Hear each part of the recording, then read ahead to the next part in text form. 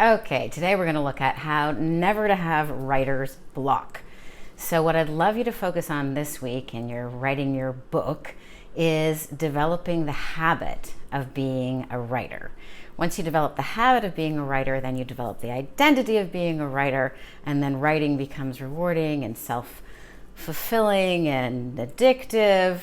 But to begin with, you need to develop a new habit. So what do we know about habits and how to develop habits?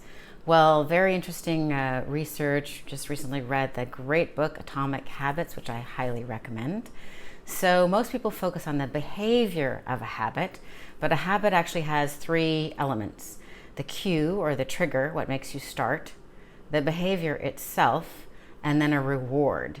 And so when we do things that have a payoff later, we need to build in the reward. And the cue, oftentimes people can stop smoking, or they can stop drinking, or they can stop overeating when they change their environment and change the triggers. So for writing every day, doing the radical writing every day, find a trigger that you do every day that can be associated with writing. I was talking to one of my clients yesterday, and she said, well, maybe when I clock out of work, that will be my writing time. But we also know that time of day really matters. Your book is a creative project. It's an important project, a meaningful project. It's how you're contributing to the world. Your book is a seed of an idea that can go forward, thousands of miles and dozens or hundreds of years. So I think it deserves your best time. I recommend first thing in the morning. That works for me. That works for most people. Most people have a dip in their energy in the mid-afternoon slump, so avoid writing, at 4 or 5 o'clock. People oftentimes get their second wind, around 7 p.m. or so. So if you're a night owl, you could carve out a time in the evening to write. But whether it's morning or night, or perhaps for various reasons you need to write on your lunch break, find a trigger. So for my client yesterday, the trigger she chose was after she gets up and she showered and she got dressed. That will be her writing time. So that's something she does every day, every morning. She gets up, she showers, she dresses, and then immediately before going out of the house or doing anything further, that's the writing time. So that is a really good trigger.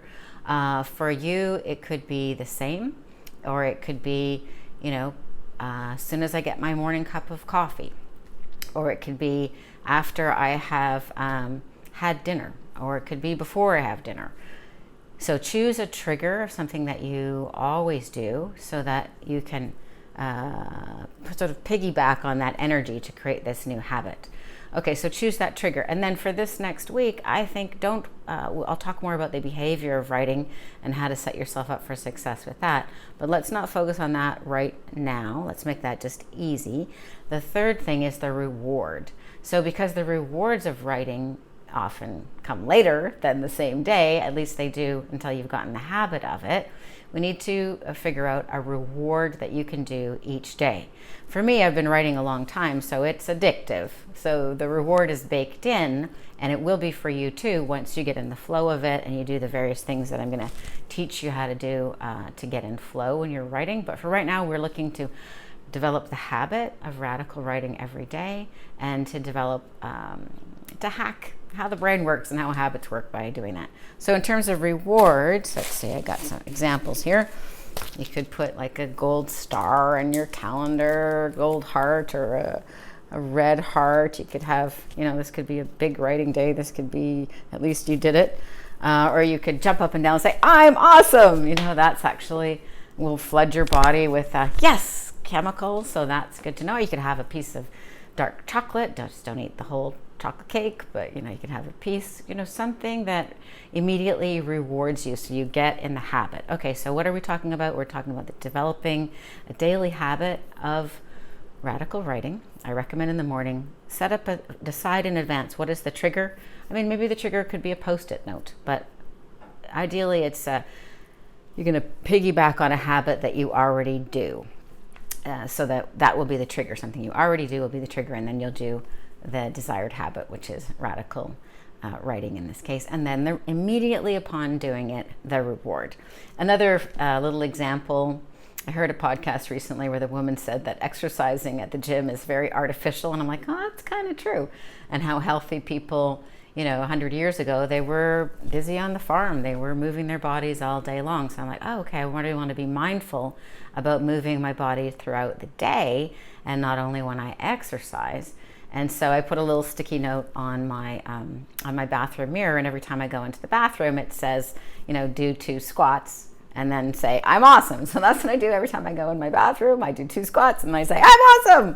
And I imagine over time I'll do more than 2 squats, and it'll be, a healthy habit that keeps my body engaged throughout the day, so I don't suffer from too much sitting. So that's an example of another kind of a trigger. I'm sure you've associated some other triggers that are unintentional, like people who are trying to stop smoking. If they go out drinking, all of a sudden they want a cigarette because that's kind of been associated with them. So avoid negative triggers and focus on the positive triggers.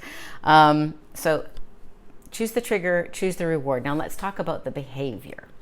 So the behavior of writing itself. For this next week, I just really want to focus you on creating that habit. And so I'm not urging you to write for any particular period of time. In fact, I think if you open up your journal and write 1 sentence, or you open up your notebook computer, if that's what you prefer, and you write 1 sentence, you have written. Therefore, you deserve the reward, and you can acknowledge yourself, because we're looking to lay down that habit, let it become automatic, and then you have the identity of a writer. Okay, but in terms of how do you write so that it is easy and fun, I'm going to talk a lot more about this in further videos, but I want to give you this one hint, is that don't write until you've finished your story. In fact, don't keep writing until you've completed the thought or you've run out of steam. And in fact, hacking writing is worth another whole video. So I'm going to shoot another video about how to hack neuroscience of creativity to set you up for flow, set you up for creativity. And I'm going to talk about some things that I learned from Ernest Hemingway and from Stephen King that you can easily do as well. So I'll get to that in another video about how to hack the neuroscience of writing, how to make that behavior of writing fun and easy and effortless. So watch for that next video. I'm Aurora Winter, the author of 6 books, including Thought Leader Launch, 7 Ways to Make 7 Figures with Your $1 Million Message. See you on the next video. Bye for now.